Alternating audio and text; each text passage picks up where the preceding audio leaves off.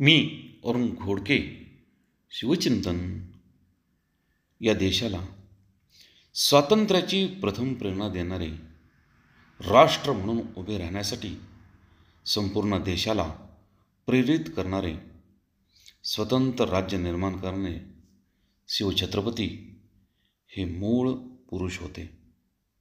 प्रत्यक्ष महाराजांनी आपल्या एका पत्रात आपण स्थापन करत असलेल्या राज्याला हिंदवी स्वराज्य असे म्हटले आहे. हे राज्य व्हावे हे स्त्रींच्या मनात फार आहे अशी इच्छा व्यक्त केलेली आहे. राजा हा सगळ्यांचाच असतो.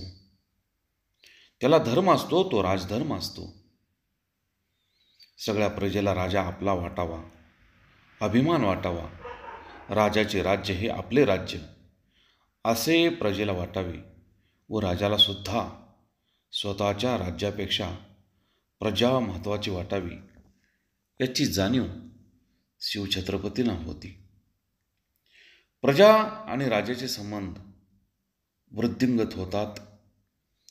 अशीच प्रजा आणि असेच प्रजेचे राज्य टिकते, वाढते, समृद्ध होते. शिवाजी महाराज खऱ्या अर्थाने असे लोकोत्तर राजे होते. बहुत काय बोलणे. राम, कृष्ण, हरी.